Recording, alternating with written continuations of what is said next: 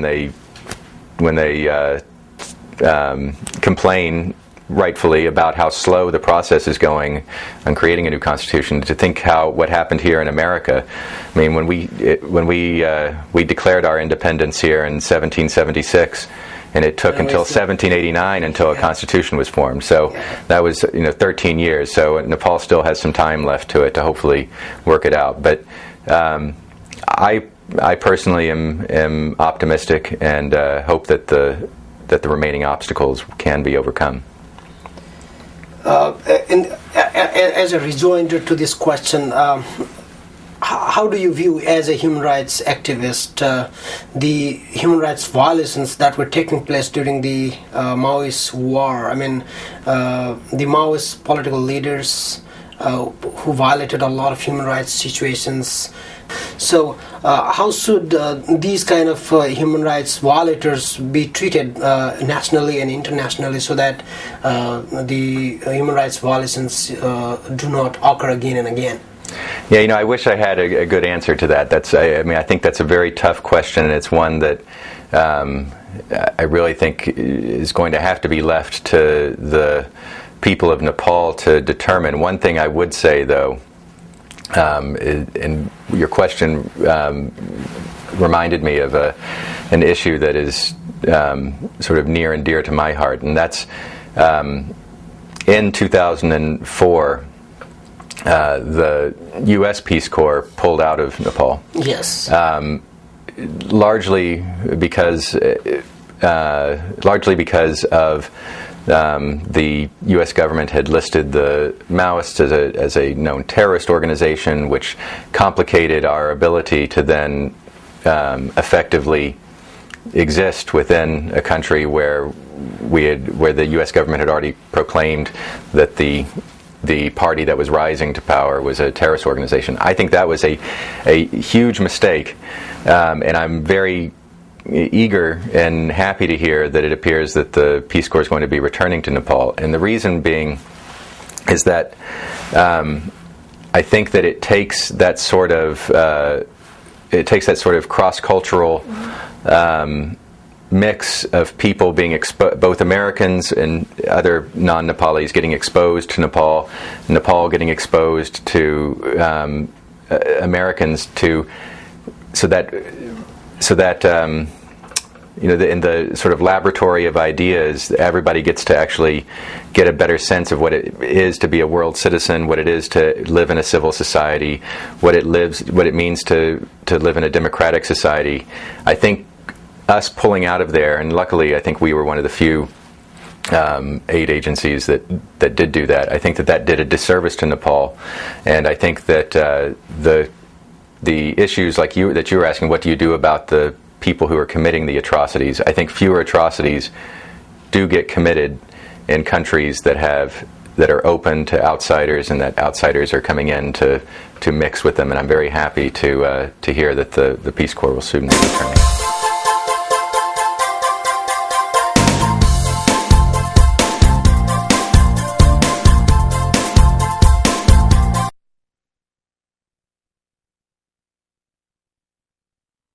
You told before that you have been representing Nepali citizens in the United States Immigration Court in political asylum proceedings. Could you elaborate if that was if they were the pro bono cases on behalf of Nepalese? Yeah, so those have all been pro bono cases that we've done here, and I'm happy to say that we've actually never lost one of those cases, which is testament to the team that we have here working on them.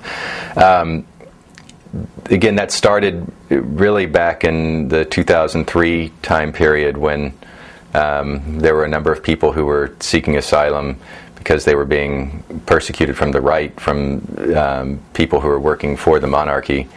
But since then, it's been just a whole variety of types of people who have, for one reason or another, been victims in Nepal and don't feel that they can find safety within Nepal. I should add, I believe that all the cases that we have worked on have been very good cases for asylum. I think there is still some potential for abuse of that system here. I think there are some people who use it as sort of a backdoor for an immigration, for a way to immigrate to a different country. And I think it's important that the U.S. carefully police those and only allow valid claims for asylum. Mr. Matt, my next question to you is, at least 10 Nepalese were arrested in Mexico lately, I think last month, while attempting to cross the U.S.-Mexico border illegally. They are awaiting trial in the prison in Mexico, and the Mexican government is yet to respond to Nepali embassy in Washington, D.C., because the embassy here overlooks the Mexican affairs. And at this point, how do you think this case should go further? Because this is a kind of situation where the human rights violation is taking place in there, because they are illegally trying to cross the border, and then they are arrested, and then no further proceeding is going on. Right. I mean, I think this is a very serious situation, and it's one that I don't think has an obvious answer to it, but it's also, it points out that a bigger problem in that right now the problems and the I should say the abuses that many Nepalis who are outside of Nepal face, I feel very able to do something about them when they have some sort of U.S. connection to them, and we can get a U.S. company into a U.S. court, or if it's somebody who's made it into the U.S. in a U.S. immigration proceeding.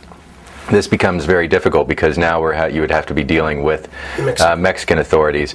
That being said, I'm glad you've raised it, because it gives me another idea that I think we need to see if we can organize with by trying to contact people in the State Department here to see if they can assist with talking with the authorities down in Mexico. But it also raises another issue, and that's all the other atrocities and problems that are facing Nepalis in countries where there is not an obvious answer to do anything about it. I mean, one of the other things that I'm hoping to address by our clinic is not only human trafficking, but the problem of organ trafficking in India, which is another, my understanding, another major problem. There are villages in Nepal where everybody in the village has sold a kidney to a hospital in India. Yeah. And oftentimes these hospitals don't give them any sort of adequate medical advice. They tell them things that the kidney is going to grow back, and they don't give them the post-operating medicines, and then oftentimes they're even kidnapped and even taken down there. And trying to find a solution to that problem, where it sounds like it's just a Nepal-India problem as opposed to a Nepal-America problem, which I'm more used to dealing with, is going to be a challenge. But I think it's going to take a global effort to really sort of address some of those things.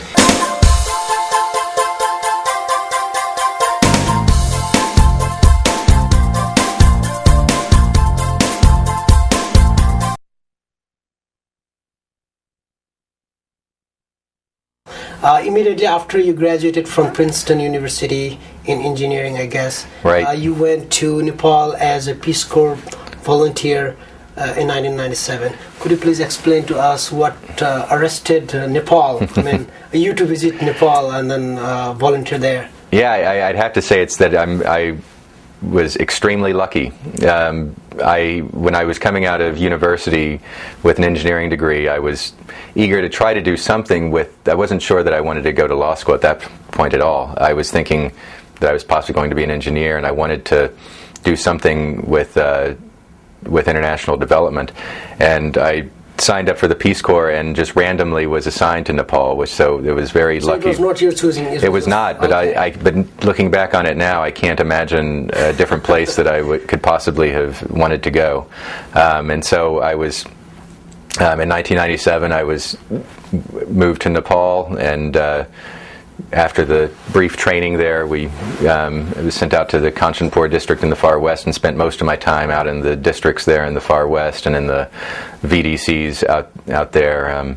I think I had the pleasure of visiting all 19 of the, I don't know if that's still the number of VDCs in Kanchanpur, but all 19 of the VDCs out there, and trying to help them with some small water supply and toilet projects, which was I will carry with me the rest of my life.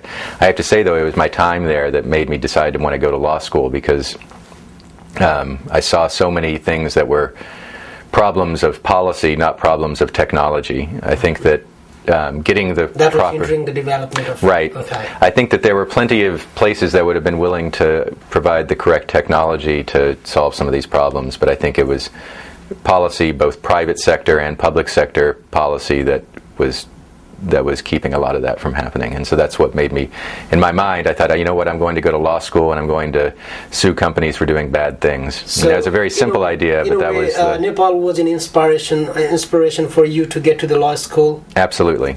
Wow. At one point, Nepal used to be one of the most attractive place for the Peace Corps volunteers. I mean, a lot of Peace Corps volunteers went to Nepal.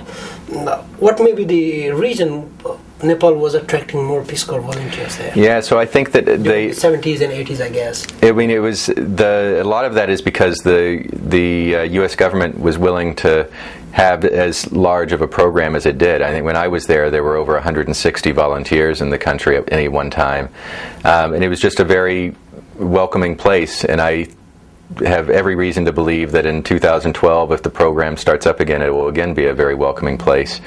It really, unlike some of the countries where the Peace Corps exists in smaller numbers, I think Nepal has the potential to fulfill all three prongs of what the Peace Corps is supposed to be about. I mean, they're supposed to be the volunteer providing some sort of assistance to the country. They're supposed to be the people of the country providing some sort of cultural exchange to the volunteer. And then the third prong, which I think is actually the most important, is that after the volunteer leaves, the volunteer is supposed to be able to do something with their time there that assists them in their career ahead. And that's definitely true for me. I would not be doing what I do today if I had not been a Peace Corps volunteer in Nepal. And like many of the aid agencies that are working in Nepal and elsewhere in the world, I think the Peace Corps has such a grassroots feel to it, and that the volunteers are working and living side by side and in these communities, as opposed to riding in their SUVs from Kathmandu to visit and then go back. I think that is something that can't be replaced. Those are all my questions, Mr. Handley. Thanks for coming in to the American Conversations. Thank you very much. My pleasure. Thank you. The audiences, thank you so much for watching the American Conversations, Connecting Frontiers. We'll be back in 15 days. Thanks a lot, and have a good night.